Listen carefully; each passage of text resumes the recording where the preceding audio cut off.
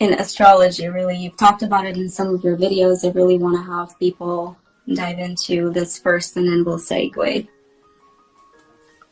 Sure. So basically, what's going on is that, we're shifting into a new reality, a new dimension, a new Earth that is already coexisting with this Earth, but on a different, higher dimensional level of vibration. So what's happening right now is that everything's changing, Nuri. Everything's changing. The social, political, economic structure, and yes, I just put the last load in, and as well as the our own internal being, our every biological being, everything's being affected right now as I speak. So the entire physical composition of the Earth is shifting because of this new vibrational frequency, and it seems like lately, we've been receiving a lot of upgrades, and that explains why there's so many ascension symptoms. Everyone's handling these CMEs, these powerful CMEs. I mean, I think within the last week and a half, they've been coming in strong. I don't know if you've noticed them, but especially with, the full moon, the different planetary and astrological alignments that are taking place. I mean, truly, Nuri, this is a pivotal point in human history. This is like what the ancients were prophesizing about, the events that are going to be transpiring, and we get to experience that, It's fascinating. It really is. I was talking to Sarah Ashley Astrology this morning, and she was telling me, hi, she joined. So we were talking about these events that were happening, specifically yesterday, because I felt the most yesterday for myself. And it's funny, she said, back in the ancient days, the cavemen our ancestors used to hide in caves from all of these solar flashes. And I was out in the sun like there's nothing going on, thinking I'm completely good, but it hit me hard. It was, I don't know about you guys, but it was such distortion of reality for me. I got sunburned for the first time in a really long time. I usually don't get sunburned, but even the sun physically felt completely different. So it's really fascinating the time we're going through, and a lot of programming is coming up for people, coming out of people, and I really want to talk about that. There's so many things we can talk about in terms of programming, but it comes down to forget everything that you've learned. Absolutely everything, from food to religion to the way we educate, the way we work, even the Sundays, okay? So Monday, Tuesday, Wednesday, Thursdays, if we talk about what those days actually mean in words and what the actual meaning behind them is, Sunday is really a day for everybody to catch their breath before we start and do the 9 to 6. Now, that's part of the programming that we are as a collective working through, and I really want to start with how we've been programmed as a society to chase the carrot, I call it. Chase the carrot to get us out of that state of consciousness, state of awareness, and shift our focus elsewhere on the external rather than really generating the energy, the frequency that we need in order to create our reality. So let's talk about some of the examples that we can bring up for some of the folks out there that can resonate, and we'll go from there.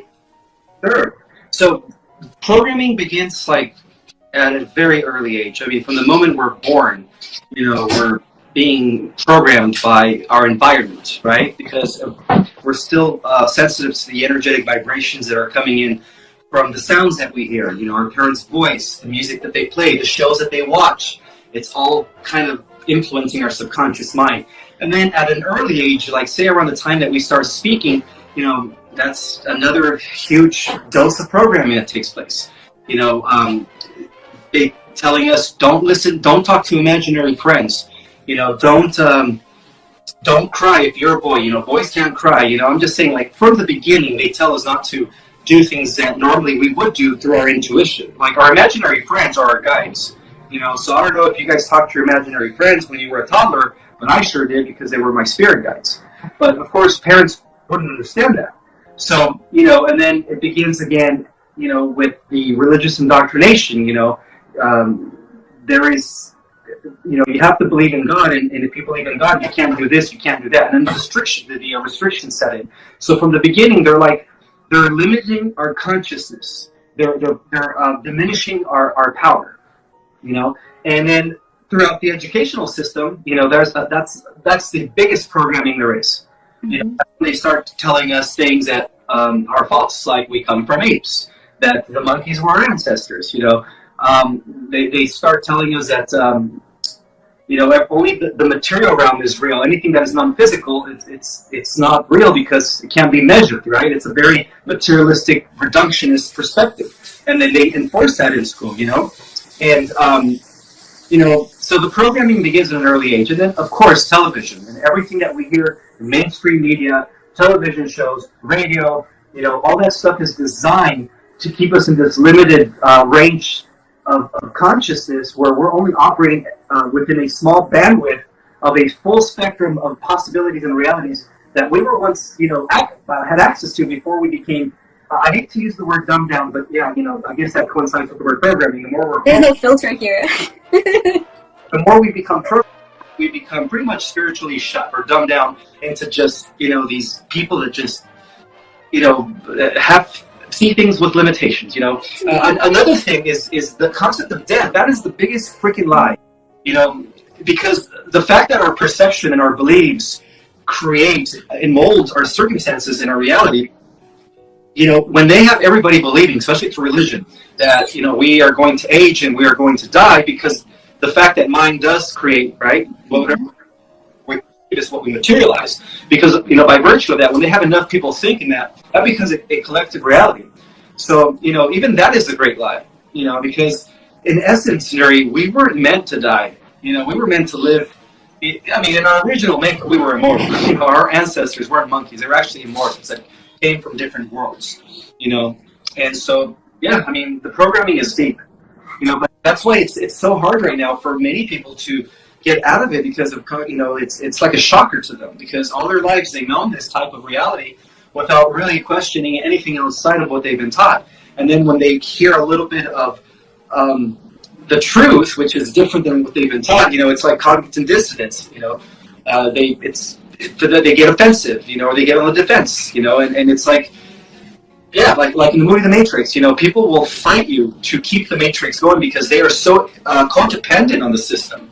And, you know, it's one of those things where it's eventually, you know, many will be shocked when it hits critical mass.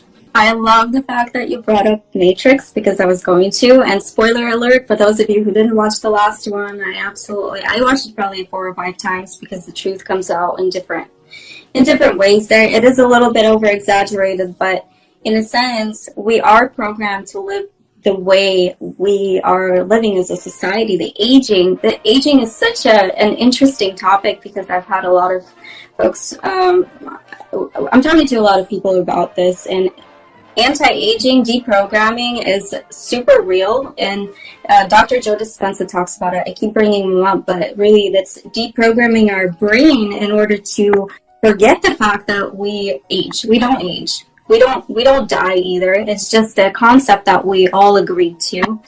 And there was one guy a long time ago decided to do birthdays. Somebody brought up the birthday being the aging factor. Yes, every year we celebrate birthdays. I personally keep forgetting my own birthday or someone else's birthday. And it's not to be rude, or it's not being unconscious of it. It's just, it's not part of my programming. It's hard for me to unprogram and then see the reality for what it is.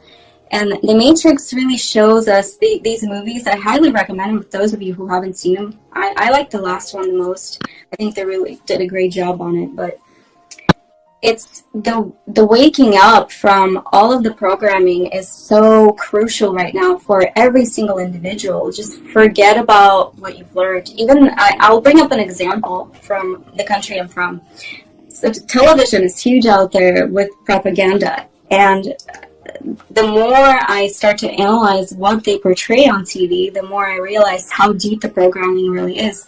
In Russia, so I'm from Russia for those of you who don't know, all of the movies, all of the kind of the chick flicks or anything that's shown on TV shows us You have to have a family by the age of 30, otherwise you're no longer useful. You have to have kids by a certain age. And then if your husband is a piece of, you can't leave because you have to procreate. You have to keep the marriage going and things like that. We really got programmed to believe that this is the truth and keep us miserable, keep us in a low vibration. And then also, one of the things I've noticed as a kid, I remember, now that was before the 80s when a lot of shifting started to happen.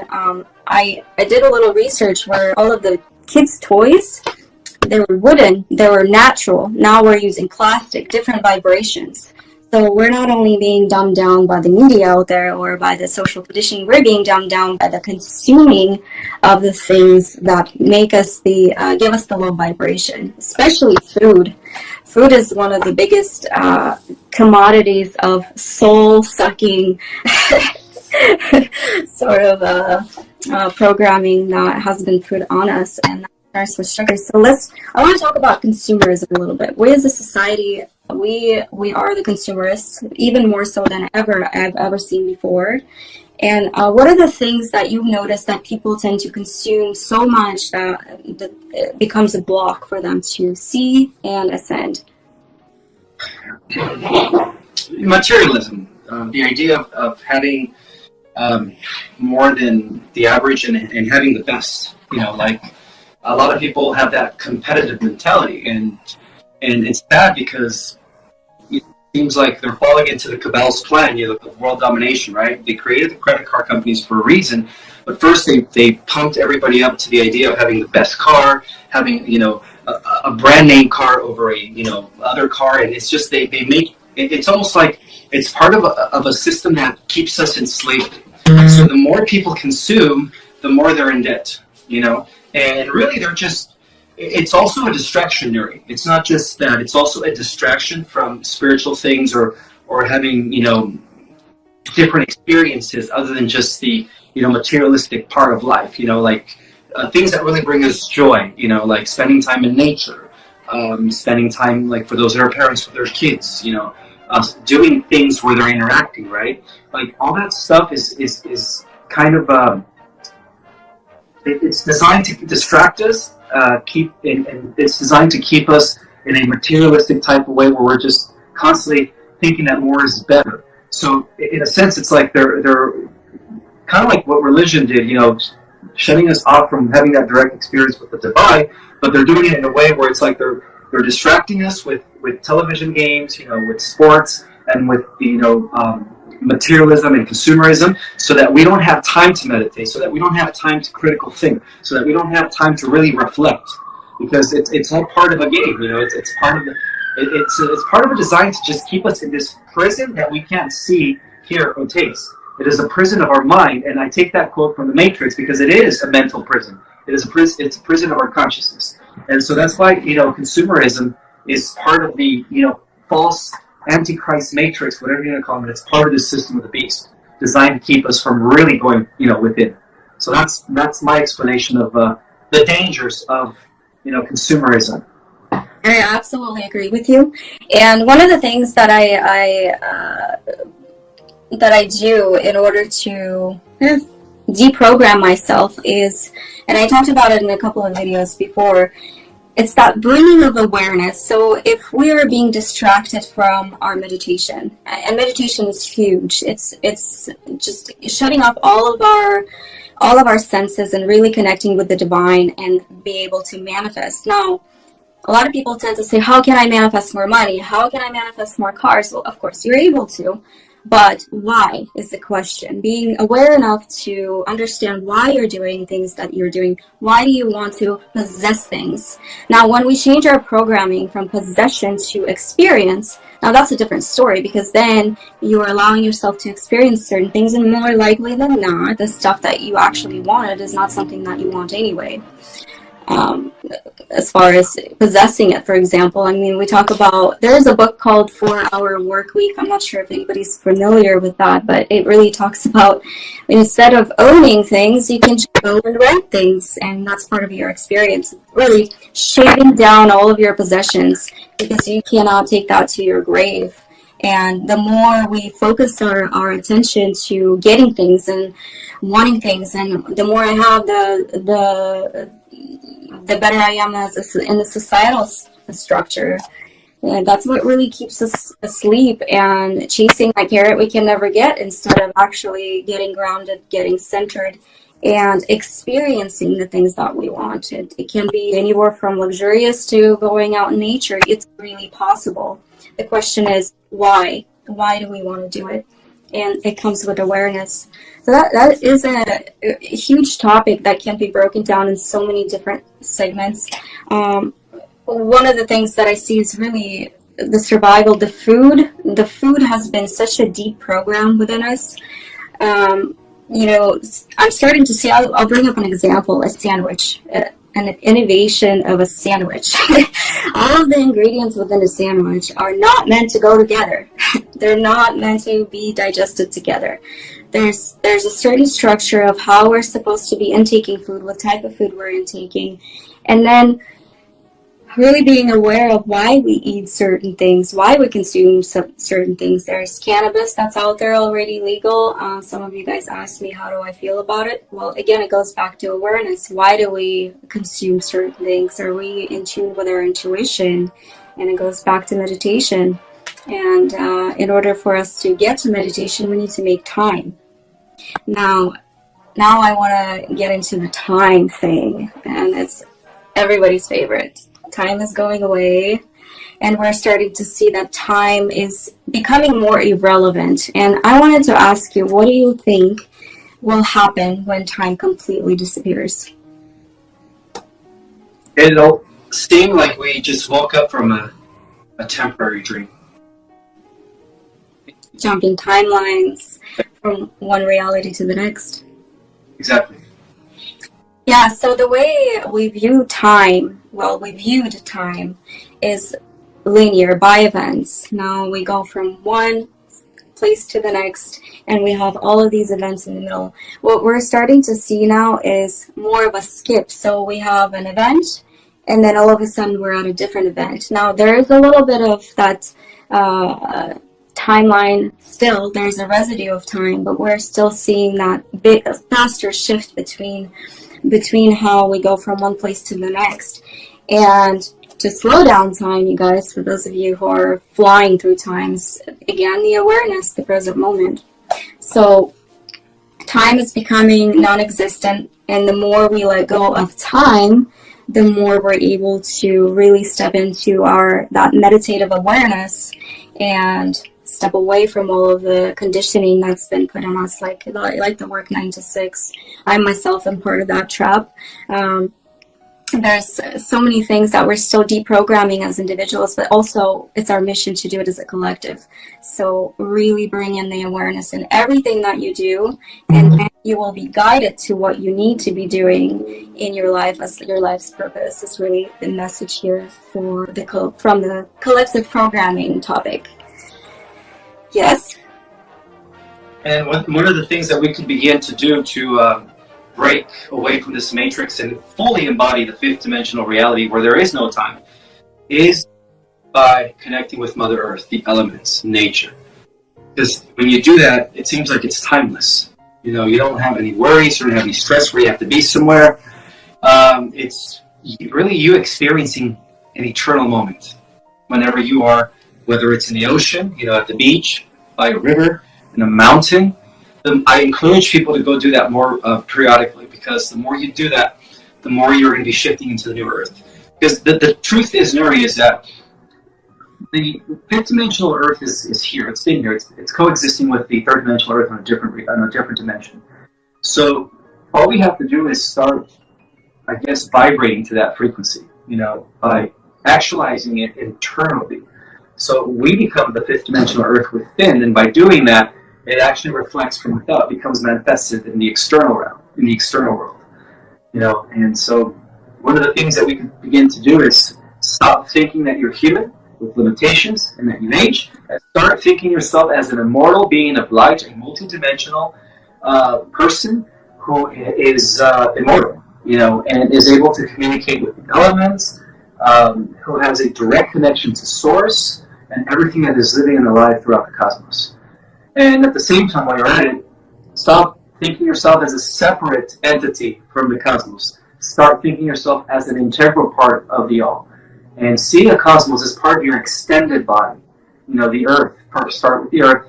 When you meditate, feel yourself becoming the earth. The earth is an extension of you. And then you feel yourself becoming the star, right? Our sun, Helios Investa, Solaris, whatever you want to call it. And then after you become the sun, then you feel yourself becoming the galaxy and the entire universe. And that's how we merge with all living things.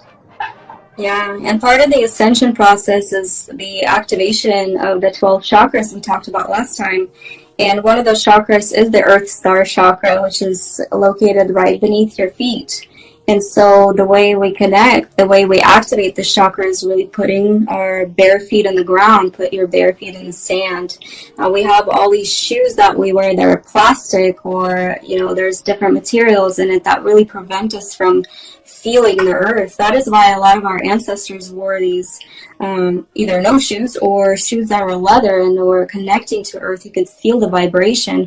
We're really coming back to the remembering rather than relearning or learning, because we've done this for thousands of years, connecting with earth, and it is a living, breathing, conscious being that we have to listen to and connect with and respect. First and foremost, she is our Mother Earth. But that's amazing. I do have some people that actually don't like nature, which is quite interesting. Why do you think that is? I never thought about that. I've never met anybody that wouldn't like to experience what it's like to be in that peaceful state of, hearing the birds chirping, seeing the green forest, seeing the water, a river, a lake, an ocean. I mean, that's the reason why we become physical, is to experience, the beauty of Earth. As far as people not resonating with the Earth or the elements, they could be androids, they could be, clones. I'm sorry to say this, but there's many, many soulless people on the Earth. Not all 8 billion people on the planet have souls, people. A good 2 billion are soulless, and they're part of the matrix. They're part of the system generated by the AI in order to, make life hard for a lot of us. Absolutely. And how can we tell, besides, people who don't like nature, and I know some people personally, but how can we tell that the person is soulless? Physically or maybe energetically? Because a soulless person doesn't have an energy signature emanating from them. The energy signature comes from our spirit and our soul that is embodied in this body. So when you feel somebody's vibration, it's kind of like a raw fruit or a vegetable, right? When you first pick it up, you feel the essence, you feel its aura. And then once you cook it in that hard boiling water, and you pick it up again after, of course, it warms up. It gets colder, right? Not when it's too hot. Then you can tell the difference. There is no more. It's the light essence is gone. Mm-hmm. So that's one way of detecting soulless, persons that are generated by the matrix. Exactly. Yeah, I agree with you 100%. And actually on food, again, I don't know, I'm on a food roll this week. But there are a lot of cultures that actually eat with their fingers or hands. And I started to dive deeper into it. And it's really feeling the vibration of the food. And seeing and this is the way we can intuitively tell what is good for us and what is not, is really by feeling the food. You don't have to specifically touch it, but you can use your hands and meditate over your food. That is why we're bringing the prayers, by the way. But we can feel the vibration of the food and determine if it's going to be good for us or not. I've actually turned down dishes before where I felt some energy was not good. And it was really because someone, in a bad mood was cooking it or whatever was going on. And everybody else at the table got sick. So it was quite interesting, even though all the ingredients looked fine and nothing was off looking at it physically, but really the vibration of it was really off. And I did end up seeing the person who was preparing the food, and they were going through some major stuff. So not only what we consume, and everything else is an energy, but also who who's preparing the food and etc. I kind of went off on a tangent with this food thing. So I want to talk about the split in timelines that's happening right now. So we're having the 3D, 5D split. We talked about it before, but it's becoming more and more evident. And one of the questions that I got from a few people is, what can we expect in relationships, in friendships, in connections, in family, being with family members? How can we determine whether or not they're going to ascend with us? What to do if they're not? What are your thoughts on that? I mentioned it before. There's actually going to be a fourth dimensional Earth, a fifth dimensional Earth, and a sixth dimensional Earth. So the non-star seeds that are generally good people are going to go into the fourth dimensional Earth by virtue of being at least 50% in service to other, which is a principle, a spiritual law that was restored to the Earth by the law of once. Or the yes, it's ancient knowledge, I guess.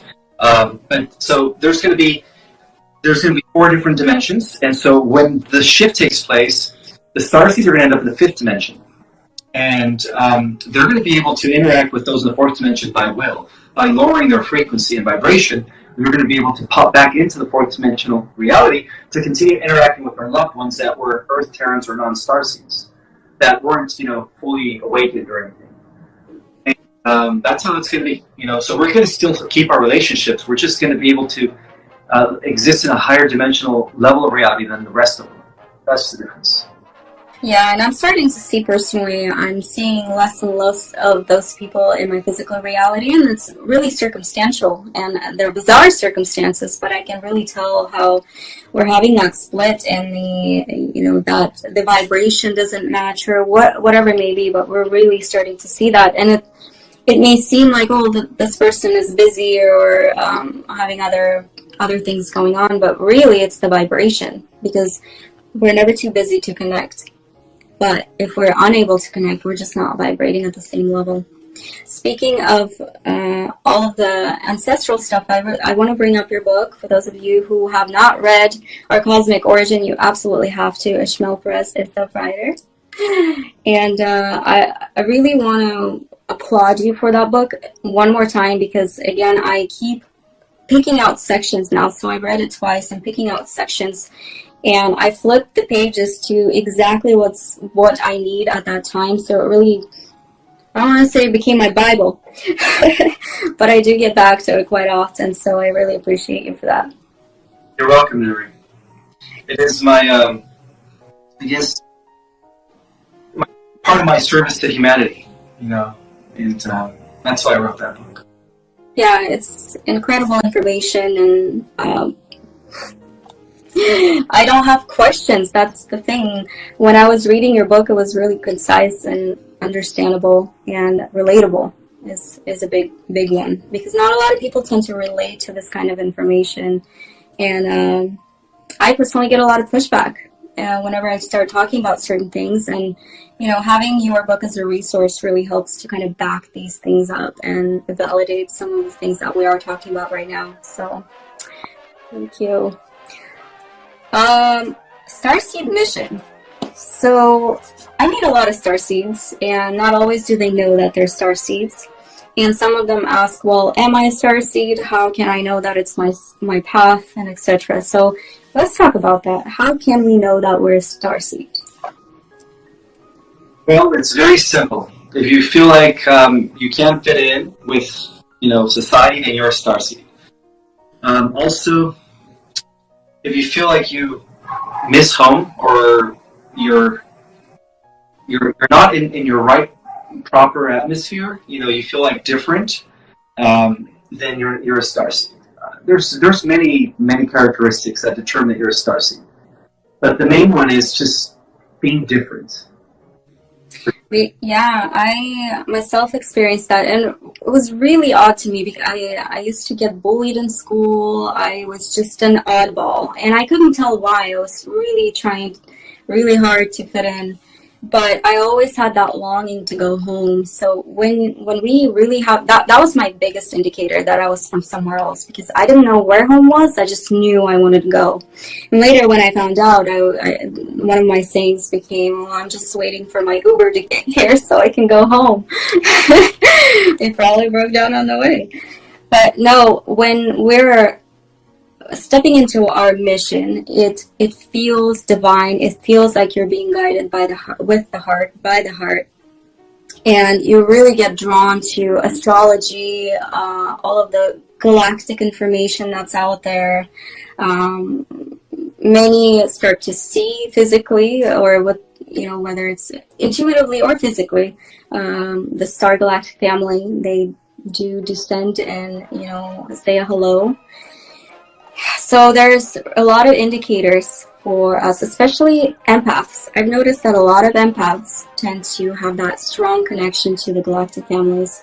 And it's being an empath is also kind of a trap, where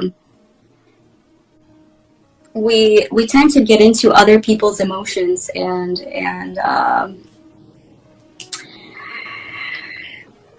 I don't know where I'm going with this, but really empaths. Empaths are the ones that really can resonate with this, because they're the ones that feel kind of a little bit like an outsider, and at the same time they're able to sense and feel everybody else's emotion. I think what you were trying to say is that an empath, when they pick up on other people's emotions, they mistake it with their own emotions. Yes, thank you. Why am I feeling so depressed all of a sudden, or so low? So yeah, I think that's one of the things that the empaths have to learn how to control when they're around people. To realize that the feelings that they're experiencing when they're around others is not theirs. They're just picking up on others' feelings. Exactly. And that's it. Just having that recognition. This thought isn't mine. This feeling isn't mine. I'm not going to entertain it. Yeah, exactly. And there are many different practices, you guys, where you can actually deprogram yourself from all of these things. Empath is part of the programming, although it is a tool for us to get to the heart, because being an empath really takes compassion and having an open heart. And so, what do all the starseeds have individual missions, or are we all part of one big mission? Let's talk about that.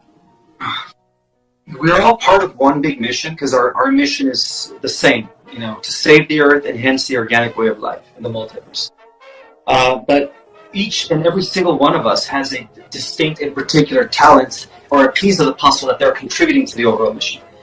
So in a way, it's like we are all a piece of the puzzle that once we come together, we become like unstoppable. It's like one unified, cohesive force of light spreading throughout the multiverse from this Earth. Another thing I wanted to mention earlier, when you asked me, how do you know if you're a starseed? Well, based on my own experience and from other starseeds that I've come across throughout my life, is that we're all fascinated by the concept of, the supernatural, spirituality, metaphysics, like you said, aliens and all that stuff. Like, we all have an interest for that. And that's also another one, is conspiracy theory, right? I remember the very first things that I came to discover when I was only 16 years old. I was only 16 when I first found out about the secret societies and the cabal, and the difference between the Luciferian ones and the good ones, and how this world was being under the control of the Luciferian branch. I felt like I needed to stand up on top of a tall building and with a microphone and announce to the world, we're all being controlled, And I was 16 years old, and that's when I first learned about, the truth about everything, about how the world is really being run. I wasn't too happy, but I felt like I needed to scream it at the top of my lungs. Yeah, that's how I felt. And one of the things that did stop me is that societal judgment that I thought I would have. And this year I've really decided to go out there and be public about this and talk about it more, and stepping into the mission. And I'll tell you guys, once you step into the Starseed mission, there's no failure. And number two, you're completely supported, whether it be emotionally, physically, financially. A lot of people are saying, oh, well, if I, step into what I truly want to do and what I feel like I'm being called to, I'm going to just, things are going to crash and burn. Well, it depends. If something you're doing is not part of your highest good and you've decided to step into your mission, yeah, most likely you're going to shift with all of the stuff that you have possessed. But on the other side, it is a whole nother world. We connect with people like Ishmael. We connect with people of the same mindset, of the same passion, same desire to change the world.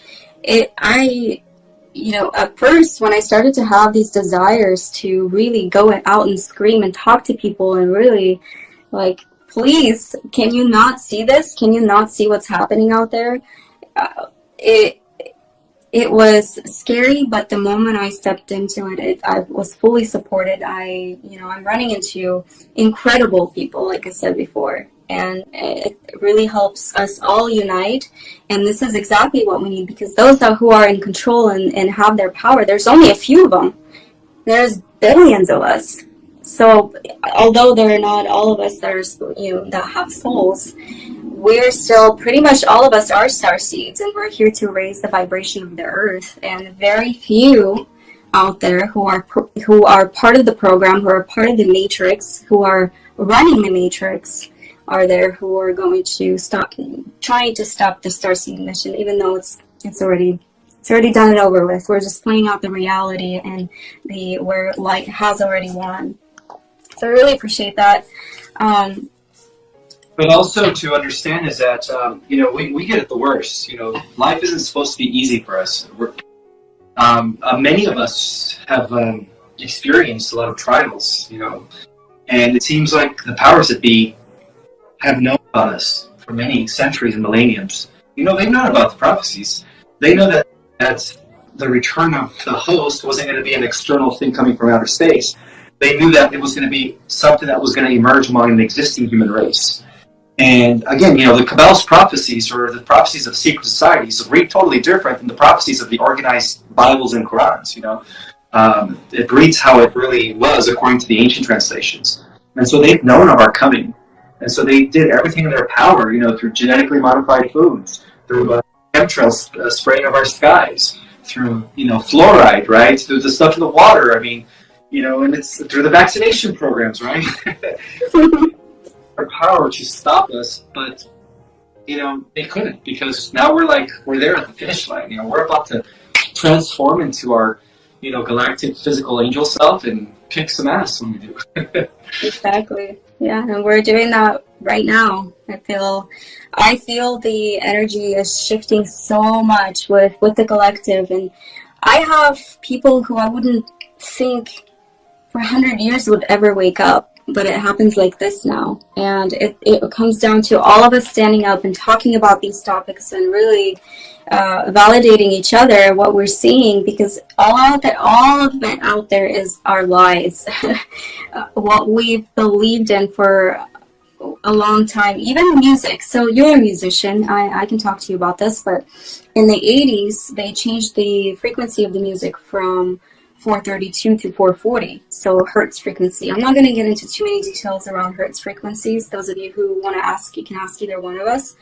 But I'm a violinist, so I can hear sounds more precisely than many, and because it's been trained in me. And just feeling how the music affects us, the 440 frequency, puts us into a really agitated vibration. From music to food, we were talking about the food, to just everything, to what we hear on the media. I mean, we're still out there believing media. I don't know how many people are still watching news. I personally don't. I have no idea what's going on in the world. I do have family out in Ukraine and Russia. They're giving me their updates, which I ended up watching TV to see if this correlates. None of it does. It's completely different stories, different agendas that they believe in, that they see on their news media. We're seeing completely different things. So really, turn off the TV, you guys. Turn off your alarm clocks if you don't have specific, job or schedule to be at. That's really detaching from that timeline, that media feed that we're getting. That's what it's all about. Detaching from the matrix, and that is, everything that we just listed. I wanted to read about this. Hitler also solved some hunger, but comes down to who you listen to. Touche. Well, I think I want to touch on one more subject, and that's how do we connect with our galactic families in terms of practices. There are a few practices I personally do. Do you have any practices? I just meditate. I've always been connected to the Federation commanders of the different star nations, mainly the Ash Star, but I also connect to higher beings and the higher level guardians beyond the Federation. So I just feel like, honestly, one of the reasons why I'm so connected and why I have so much knowledge is because I stopped watching television at the age of 15. Well, and I'm 44 now, so it's a long time. Yeah. We don't age. 44 number, but right, we don't age. So yeah, that's one of the things I like to do. Is just I've always lived within my mind. I've always been, to me it was more about an inner experience than being part of an external experience. So like I said, I just got Instagram a little over 2 years ago. Before that, I was a hermit. I was literally a hermit. I didn't go anywhere throughout my 20s. I didn't do the social life. I just stayed home and I read 12 hours a day, just researching, investigating things, because I was hungry for the truth. Life's, driven by that zeal to just want to know beyond, and that's why I wrote the book, and that's why I'm going to write another book that's going to explain even further than our cosmic origin. Ishmael is a walking encyclopedia that we can now catch in the light, and not in the hermit mode. Yeah, that's amazing. Like I said, I still keep my cup open, just because no matter how much I know, there's always going to be more to know. And so I have to keep my cup open at all times. Yeah. I do have practices, also meditation, of course. Everything, the foundation of it all is meditation, and bringing in or activating the connection rather than connecting outward. It's not an outward connection that we have with the galactic family. Everybody has connection with the galactic family, period. If you connect with the heart, if you're able to heal the heart, connect with the heart, you're able to connect with many beings, many angelic. You can connect with the angelic realm. You can connect with Jesus. You can connect with any being out there that's been written about or talked about, and beyond that. And beyond that is really for you guys to figure out what do you want to connect with, what the purpose is, and stay within your heart in order to not bring in stuff that you don't want to connect with. So, really cool. Your heart, people, because if you don't feel it in your heart, they are of the dark posing as the light. Yeah. But it goes for extraterrestrials or galactics. It also goes for interdimensionals and interterrestrials, like the inner earthlings as well. All the people that live in the inner earth. Yeah. So when you guys feel the tingling in your heart, whenever I guess I could compare it to falling in love. When you have the kind of that activation of your being, and it really comes down to that heart vibration. You can feel it physically. You can feel it internally. You can feel it physically. The moment you feel it, that's when you know you're connected. Have a conversation.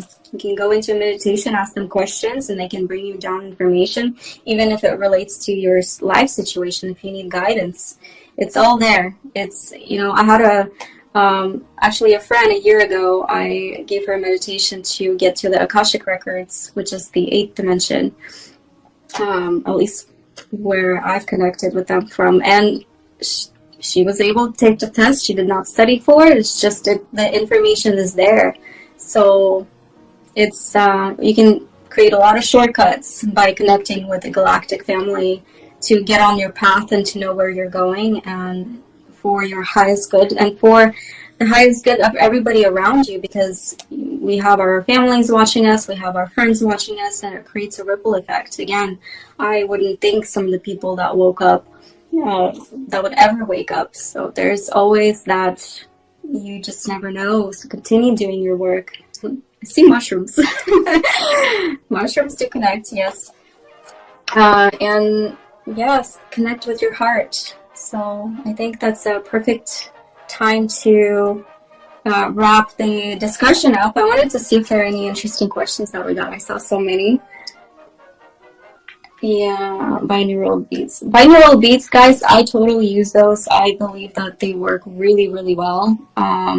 Especially in meditation, if you're not able to meditate in silence, binaural beats are great.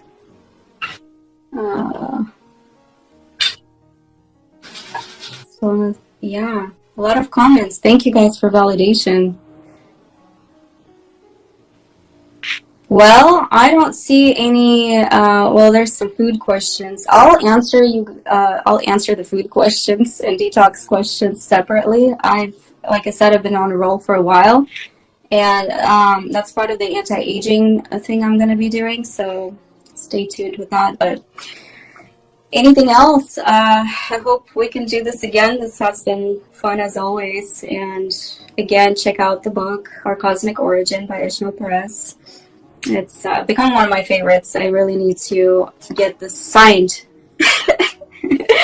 eventually. So, Well, thank you for having me here, and I hope that people were able to get a lot from this conversation. And I also want to thank the viewers for coming on and hanging out.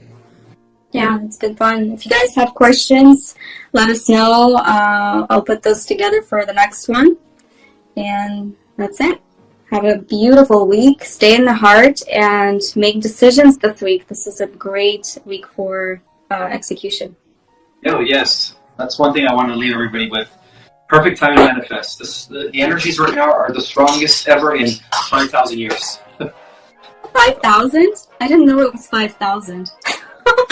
We're in what is called a 5,000-year world age. Wow. There's 5 of those that make up a 26,000-year cycle. Thank you for that information. That's cool. Well, there we go. 5,000 years. It has been this long. So, all right. We'll have a beautiful evening. Finish up the laundry. I'll go get mine going. Thank you.